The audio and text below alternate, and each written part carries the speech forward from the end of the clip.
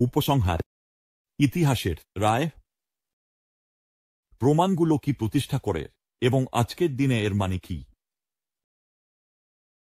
1981 সালের নভেম্বরের এক বিকেলে আমি আমার শোবার ঘরে তালা দিয়ে 2-1 মাস ধরে আমি যে আধ্যাত্মিক যাত্রায় ছিলাম সেটাকে ঘণ্টার পর ঘণ্টা পুনরায় ভাবতে লাগলাম। আমি কখনোই আমার অভিজ্ঞতা নিয়ে লিখতে চাইনি। আসলে অনেক বছর পর আমি সিদ্ধান্ত নেব যে আমার মূল তদন্তকে পুনরায় অনুসরণ করব এবং এই বইয়ের জন্য দেশের বিভিন্ন স্থানে গিয়ে স্কলারদের সাক্ষাৎকার নেব। তবুও 1980 সালের 20 জানুয়ারি থেকে 1981 সালের 8 নভেম্বর পর্যন্ত আমার অনুসন্ধান ছিল গভীর এবং রোমাঞ্চকর। আমি ইতিহাস পড়েছি, প্রত্নতত্ত্বের মধ্যে থেকে তথ্য বের করেছি, প্রশ্ন করেছি এবং যতটা সম্ভব খোলামেলা মনে উত্তরগুলো বিশ্লেষণ করেছি। এখন আমি গুরুত্বপূর্ণ পর্যায়ে পৌঁছেছি।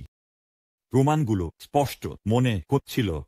এখন একমাত্র বাকি বিষয় ছিল আমি এর সাথে কি করব।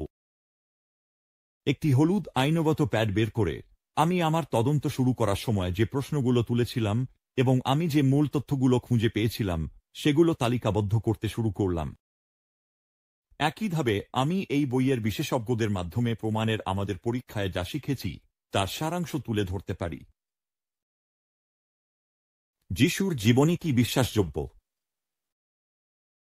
একসময় আমি ভাবতাম গসপেলগুলো কেবল ধর্মীয় প্রচার, যা অতিরিক্ত কল্পনাশক্তি এবং ধর্মপ্রচারকের উন্মাদনার দ্বারা নিঃশেষিত। তবে দেশের অন্যতম শীর্ষ বিশেষজ্ঞ ক্রেইগ ব্লুমবার্গ একটি বিশ্বাসযোগ্য যুক্তি তৈরি করেছেন যে এগুলো সরাসরি এবং পরোক্ষ প্রত্যক্ষদর্শী সাক্ষ্যের প্রতিফলন এবং সঠিকতার অমোঘ চিহ্ন বহন করে। এই জীবনীগুলো এত প্রাচীন যে এগুলোকে সহজে ব্যাখ্যা করা যায় না, শুধু একটি কিংবদন্তির আবিষ্কার হিসেবে। আসলে যিশুর অলৌকিক ঘটনা, পুনরুত্থান এবং দেভেনেরি সম্পর্কে মৌলিক বিশ্বাসগুলো খ্রিস্টান আন্দোলনের শুরু থেকেই চলে আসছে। যিশুর জীবনী কি পরীক্ষা নিরীক্ষার মুখে টিকে থাকে? ব্লুমবার্গ যুক্তি দিয়েছেন যে গসপেল লেখ করা বিশ্বাসযোগ্য ইতিহাস সংরক্ষণ করতে চেয়েছিলেন, তারা তা করতে সক্ষম ছিলেন এবং তারা সৎ ছিলেন এবং ব্যাখ্যা করা কঠিন এমন বিষয়গুলো অন্তর্ভুক্ত করতে ইচ্ছুক ছিলেন এবং পক্ষপাতিত্ব তাদের রিপোর্টিংকে অযথা প্রভাবিত করতে দেয়নি। গসপেলগুলোর মধ্যে মৌলিক তথ্যগুলোতে যে সঙ্গতি রয়েছে তার সাথে কিছু বিস্তারিত বিষয়ে যে ভিন্নতা রয়েছে তা এই বিবরণগুলোর ঐতিহাসিক বিশ্বাসযোগ্যতা বাড়ায়। আরও গুরুত্বপূর্ণ হল, প্রাথমিক গির্জা যদি যিশুর সম্পর্কে এমন তথ্য শিখাত যা তার সমসাময়িকরা অতিরঞ্জিত বা মিথ্যা হিসেবে প্রকাশ করতে পারত, তাহলে তারা জেরুজালেমে প্রতিষ্ঠিত ও বিকশিত হতে পারত না।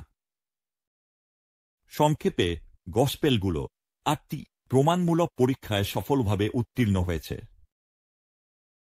যিশুর জীবনী কি আমাদের জন্য বিশ্বাসযোগ্যভাবে সংরক্ষিত হয়েছে? বিশ্বমানের পণ্ডিত ব্রুস মেজগার বলেছেন যে অন্যান্য প্রাচীন নথির সাথে তুলনা করলে নতুন নিয়মাবলীর পাণ্ডুলিপির সংখ্যা অতুলনীয় এবং এগুলো মূল লেখার খুব কাছাকাছি তারিখ নির্ধারণ করা যায়।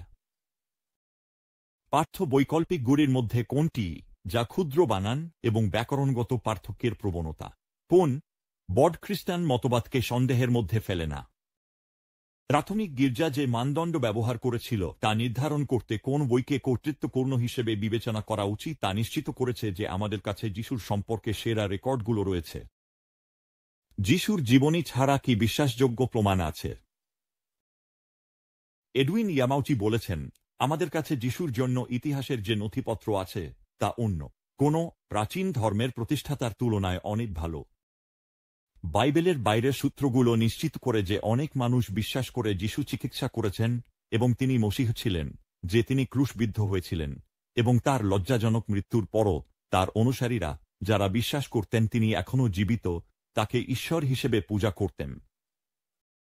একজন বিশেষজ্ঞ 3-9টি প্রাচীন সূত্রের নথি করেছেন যা যিশুর জীবন, শিক্ষা, ক্রুশবিদ্ধ হওয়া এবং পুনরুত্থান সম্পর্কিত 100টিরও বেশি তথ্যের সমর্থন করে। গ্যারি হ্যাবারমাসের মতে যিশুর দেভেনেরি সম্পর্কিত সাক্তি, ধর্মনিরপেক্ষ সূত্র এবং বেশ কিছু প্রাচীন বিশ্বাসের কথা উল্লেখ করা হয়েছে যা প্রাথমিক গির্জায় স্পষ্টভাবে উপস্থিত ছিল। আর্কিওলজি কি যিশুর জীবনীকে নিশ্চিত করে নাকি বিরোধিতা করে? আর্কিওলজিস্ট জন ম্যাক্রে বলেছেন, আর্কিওলজিক্যাল আবিষ্কারগুলো নতুন নিয়মাবলীর বিশ্বাসযোগ্যতা বাড়িয়েছে, এতে কোনো সন্দেহ নেই। কোনো আবিষ্কার কখনোই বাইবেলের কোনো উল্লেখকে অস্বীকার করেনি। এছাড়া আর্কিওলজি প্রমাণ করেছে যে লুক, যিনি নতুন নিয়মাবলীর 1/4 লিখেছিলেন, ছিলেন একজন বিশেষভাবে যত্নশীল ইতিহাসবিদ। এক বিশেষজ্ঞ এই সিদ্ধান্তে পৌঁছেছেন। যদি লুক তার ইতিহাসগত রিপোর্টে ছোটখাটো বিস্তারিত বিষয়ে এতটাই যত্নশীল ছিলেন, তাহলে কোন যুক্তির ভিত্তিতে আমরা ধরে নিতে পারি যে তিনি যিশুর পুনরুত্থানের মতো আরও গুরুত্বপূর্ণ বিষয়গুলোতে, যা শুধু তার জন্যই নয়, অন্যদের জন্য গুরুত্বপূর্ণ, বিশ্বাসযোগ্য বা সঠিক ছিলেন না? ঐতিহাসিক যিশু কি বিশ্বাসের যিশুর সমান? গ্রেগরি বয়েড বলেছেন যে বহুল প্রচারিত যিশু সেমিনার, যা সন্দেহ করে যে যিশু যেসব কথা বলেছেন তার মধ্যে বেশিরভাগই সত্যি নয়, তা ছিল একদমই ছোট্ট সংখ্যক চরমপন্থী গবেষকদের সমন্বয়ে গঠিত, যারা নতুন নিয়মের চিন্তাধারার খুব বামপন্থী। সেমিনার শুরুতেই অলৌকিক ঘটনার সম্ভাবনা অস্বীকার করে। এটি সন্দেহজনক মানদণ্ড ব্যবহার করেছে এবং কিছু অংশগ্রহণকারী অত্যন্ত সন্দেহজনক মানের মিথভরা নথিগুলোকে প্রচার করেছেন। এছাড়া যিশুর সম্পর্কে যে গল্পগুলো ঈশ্বরের মৃত্যুর এবং পুনরুত্থানের মিথোলজি থেকে উদ্ভূত হয়েছে, সেই ধারণাটি পরীক্ষা নিরীক্ষার মুখে টিকে থাকতে পারে না। বয়েড বলেন, যিশু যিনি ছিলেন, তার প্রমাণ শিষ্যরা বলেছিল যে তিনি ছিলেন সেই যিশু সেমিনারের বামপন্থী স্কলারশিপ সঠিক বলে মনে করার জন্য আমার কারণগুলির বাইরে মাত্র আলোকবর্ষ। সংক্ষেপে, বিশ্বাসের যিশু একই ঐতিহাসিক যিশুর মতো। যিশু কি সত্যি বিশ্বাস করতেন যে তিনি ঈশ্বরের পুত্র? সবচেয়ে প্রাচীন ঐতিহ্যগুলোতে ফিরে গিয়ে, যা সন্দেহাতীতভাবে কিংবদন্তির বিকাশ থেকে নিরাপদ, বেন উইদারিংটন দেখাতে পেরেছিলেন যে যিশুর একটি সর্বোচ্চ এবং অতীন্দ্রিয় আত্মবোধারণ ছিল। প্রমাণের ভিত্তিতে উইদারিংটন বলেছেন, যিশু কি বিশ্বাস করতেন তিনি ঈশ্বরের পুত্র, ঈশ্বরের মসীহ? উত্তর, হ্যাঁ। তিনি কি নিজেকে মানুষের পুত্র হিসেবে দেখতেন? উত্তর, হ্যাঁ। তিনি কি নিজেকে চূড়ান্ত মসীহ হিসেবে দেখতেন? হ্যাঁ, তিনি নিজেকে এভাবেই দেখতেন। তিনি কি বিশ্বাস করতেন যে ঈশ্বরের চেয়ে কম কেউ পৃথিবীকে বাঁচাতে পারে? না, আমি বিশ্বাস করি না যে তিনি তা করেছিলেন। যিশু কি পাগল ছিলেন যখন তিনি দাবি করেছিলেন যে তিনি ঈশ্বরের পুত্র? প্রসিদ্ধ মনোবিজ্ঞানী গ্যারি কলিন্স বলেছেন যে যিশুর মধ্যে কোনো অযাচিত আবেগ ছিল না, তিনি বাস্তবতার সাথে সংযুক্ত ছিলেন, অত্যন্ত মেধাবী ছিলেন এবং মানব প্রকৃতির প্রতি অসাধারণ অন্তর্দৃষ্টি ছিল এবং গভীর ও স্থায়ী সম্পর্ক উপভোগ করতেন। তিনি উপসংহারে বলেন, আমি যিশুর মধ্যে কোনো পরিচিত মানসিক অসুস্থতার লক্ষণ দেখতে পাই না। এছাড়া যিশু অলৌকিক চিকিৎসার মাধ্যমে, প্রকৃতির ওপর শক্তির অবিশ্বাস্য প্রদর্শনের মাধ্যমে ঈশ্বর হওয়ার দাবি সমর্থন করেছিলেন। অতুলনীয় শিক্ষা, মানুষের প্রতি ঈশ্বরীয় বোঝাপড়া এবং তার নিজের পুনরুত্থান, যা তার পরিচয়ের চূড়ান্ত প্রমাণ ছিল। যিশু কি ঈশ্বরের গুণাবলী পূর্ণ করেছিলেন? যখন অবতার, ঈশ্বরের মানুষে পরিণত হওয়া, অসীমে সীমিত হয়ে ওঠা আমাদের কল্পনাকে প্রসারিত করে, তখন প্রখ্যাত ধর্মতাত্ত্বিক ডি. কারসন উল্লেখ করেছেন যে যিশুর মধ্যে দেবত্বের গুণাবলী প্রদর্শনের অনেক প্রমাণ রয়েছে। ফিলিপিওদের 2 অধ্যায়ের ভিত্তিতে অনেক ধর্মতাত্ত্বিক বিশ্বাস করেন যে যিশু স্বেচ্ছায় এই ঈশ্বরীয় গুণাবলীর স্বাধীন ব্যবহারের থেকে নিজেকে খালি করেছিলেন যখন তিনি মানব মুক্তির মিশন অনুসরণ করছিলেন। তবুও নতুন নিয়ম বিশেষভাবে নিশ্চিত করে যে যিশু শেষ পর্যন্ত দেবত্বের প্রতিটি গুণাবলী ধারণ করেছিলেন, যার মধ্যে রয়েছে সর্বজ্ঞতা, সর্বব্যাপিতা, সর্বশক্তিমত্তা, চিরকালীনতা এবং অপরিবর্তনীয়তা। যিশু এবং শুধুমাত্র যিশু কি মসীহের পরিচয়ের সাথে মিলে? যিশুর জন্মের শত শত বছর আগে নবীরা মসীহের আগমনের পূর্বাভাস দিয়েছিলেন, বা মসীহ যিনি ঈশ্বরের জনগণকে মুক্ত করবেন। আসলে এই পুরাতন নিয়মের বহু ভবিষ্যৎবাণী একটি আঙুলের ছাপ তৈরি করেছে, যা শুধুমাত্র সত্যিকারের মসীহের জন্যই উপযুক্ত। এটি ইসরায়েলকে প্রতারকদের বাদ দেওয়ার এবং সত্যিকারের মসীহের পরিচয় যাচাই করার একটি উপায় দিয়েছিল। জ্যোতির্বিজ্ঞানের বিপুল সম্ভাবনার বিরুদ্ধে 1 trillion trillion trillion trillion trillion trillion trillion trillion trillion trillion trillion যিশু এবং শুধুমাত্র যিশু ইতিহাস জুড়ে এই ভবিষ্যৎবাণীর আঙুলের ছাপের সাথে মিলে। এটি যিশুর পরিচয়কে অবিশ্বাস্য মাত্রায় নিশ্চিত করে। যিশুর মৃত্যু কি একটি প্রতারণা এবং তাঁর পুনরুত্থান কি একটি প্রতারণা ছিল?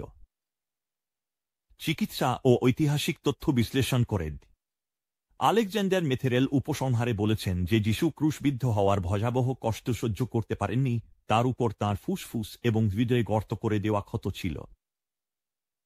এটি যে তিনি সামহাও ক্রুশে অচেতন হয়ে পড়েছিলেন এবং মৃতের মতো অভিনয় করেছিলেন, এর পেছনে কোনো প্রমাণ নেই। রোমান মৃত্যুদণ্ড কার্যকরকারীরা ছিল অত্যন্ত কার্যকর।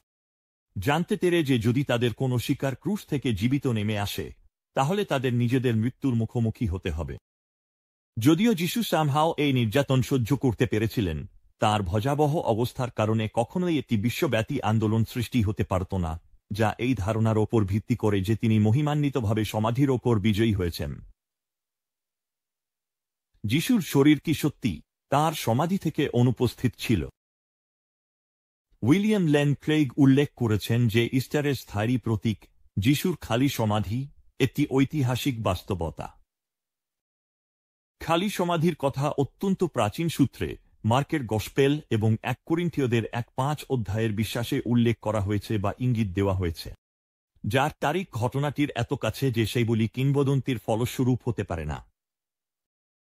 গসপেলগুলোতে যে তথ্য রয়েছে যে মহিলারা খালি সমাধি আবিষ্কার করেছিলেন, তা গল্পটির সত্যতা বাড়িয়ে তোলে।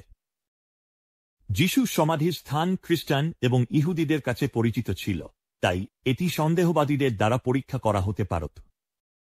আসলে কেউই, রোমান কর্তৃপক্ষ বা ইহুদি নেতাদের মধ্যে কেউ, কখনোই দাবি করেনি যে সমাধিতে এখনও যিশুর শরীর ছিল।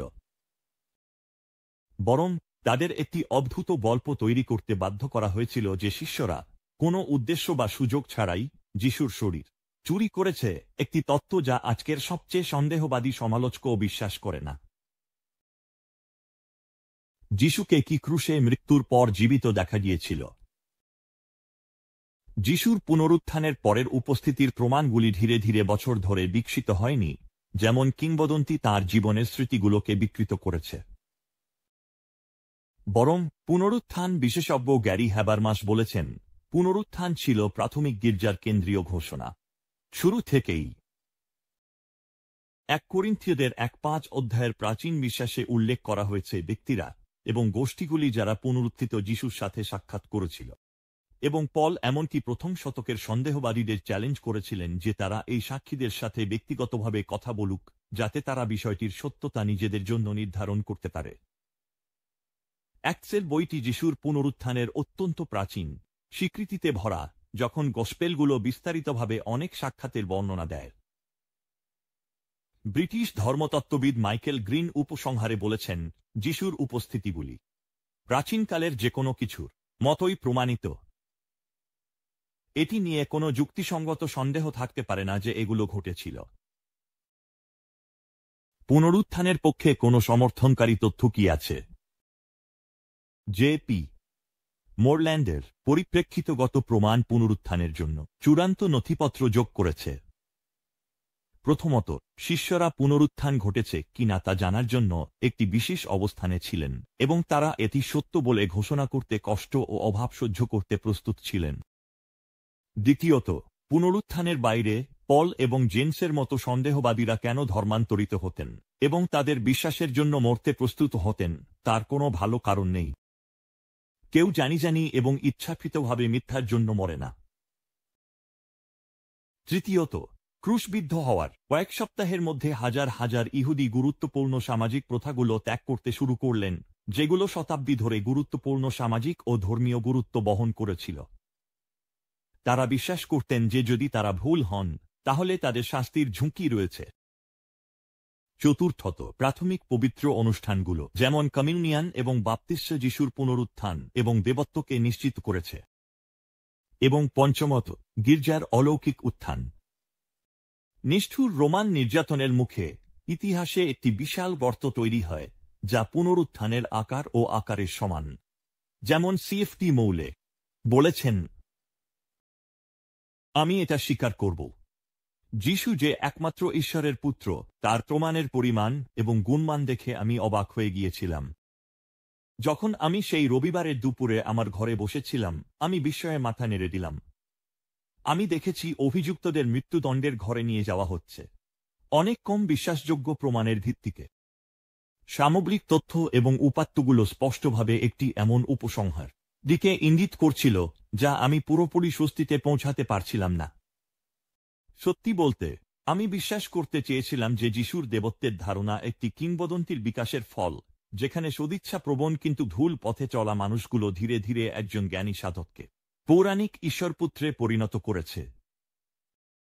এটি নিরাপদ এবং আশ্বস্তকর মনে হচ্ছিল। সবশেষে, প্রথম শতকের একটি ভ্রমণকারী আपोक्যালিপ্টিক প্রচারক আমার উপর কোনো দাবি রাখতে পারতেন না। কিন্তু যখন আমি আমার তদন্তে গিয়েছিলাম, তখন মনে করেছিলাম যে এই কিংবদন্তির ব্যাখ্যা স্বতঃসিদ্ধভাবে স্পষ্ট, কিন্তু আমি বেরিয়ে আসলাম এই বিশ্বাসে যে এটি সম্পূর্ণরূপে ভিত্তিহীন। আমার জন্য এটি নিশ্চিত করেছিল এর মন্তব্য। শারউইন হোয়াইট, অক্সফোর্ড বিশ্ববিদ্যালয়ের মহান ক্লাসিক্যাল ইতিহাসবিদ, যিনি আমাদের সাক্ষাৎকারে উইলিয়াম লেন ক্রেগ উল্লেখ করেছিলেন। শারন হোয়াইট বুঝেছিলেন প্রাচীন বিশ্বে কিংবদন্তি কত দ্রুত তৈরি হয়। তার উপসংহার ছিল দুইটি পূর্ণ প্রজন্মেরও কম সময় কিংবদন্তি বিকাশের জন্য এবং একটি শক্তিশালী ঐতিহাসিক সত্যকে মুছে ফেলার জন্য যথেষ্ট। এখন যিশুর ক্ষেত্রে ভাবুন। ঐতিহাসিকভাবে বললে, তার খালি কবরের খবর, তার পুনরুত্থানের পরের উপস্থিতির প্রত্যক্ষদর্শীদের বর্ণনা এবং তিনি সত্যিই ঈশ্বরের একমাত্র পুত্র ছিলেন, এই বিশ্বাসগুলো প্রায় সঙ্গে সঙ্গেই উদ্ভূত হয়েছিল। 1 করিন্থীয় 1:5 বিশ্বাস যিশুর আমাদের পাপের জন্য মৃত্যুকে নিশ্চিত করে এবং তার পুনরুত্থানের পরের উপস্থিতিগুলো নামকৃত প্রত্যক্ষদর্শীদের কাছে উল্লেখ করে ক্রুশবিদ্ধ হওয়ার কয়েক মাসের মধ্যে। মার্কের খালি কবরের বর্ণনা এমন উপাদান থেকে নেওয়া হয়েছে যা ঘটনার কয়েক বছরের মধ্যে তৈরি হয়েছে।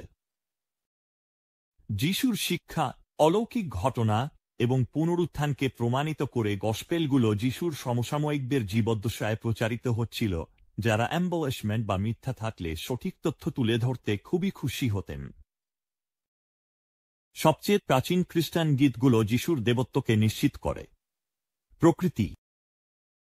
ব্লমবার্গ এটি এভাবে সংক্ষেপে বলেছিলেন, তার মৃত্যুর পর প্রথম 2 বছরের মধ্যে যিশুর অনুসারীদের একটি উল্লেখযোগ্য সংখ্যা মনে হচ্ছিল যে তারা পাপের জন্য শাস্তির একটি ডক্ট্রিন তৈরি করেছে।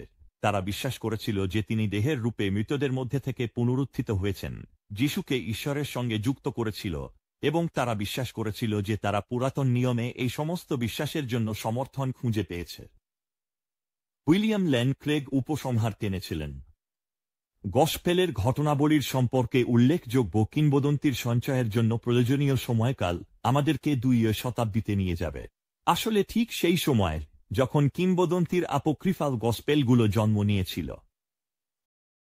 এগুলো হল কিংবদন্তির বর্ণনাগুলো যা সমালোচকরা খুঁজছেন যিশুর ঐতিহাসিক রেকর্ডকে সম্পূর্ণরূপে বিকৃত করার জন্য। কিংবদন্তির জন্য যথেষ্ট সময় ছিল না, বিশেষ করে যখন প্রত্যক্ষদর্শীরা ছিলেন যারা এখনও তার সম্পর্কে ব্যক্তিগত জ্ঞান রাখতেন। যখন জার্মান ধর্মতত্ত্ববিদ জুলিয়াস মুলার 1844 সালে ইতিহাসে কোথাও এত দ্রুত কিংবদন্তি বিকাশের একটি উদাহরণ খুঁজে বের করার জন্য কাউকে চ্যালেঞ্জ করেছিলেন, তখন তার সময়ের পণ্ডিতদের এবং বর্তমান সময়ের প্রতিক্রিয়া ছিল একেবারে নির্লোহতা। 1981 সালের 8ই নভেম্বর আমি বুঝতে পারলাম যে আমার বড়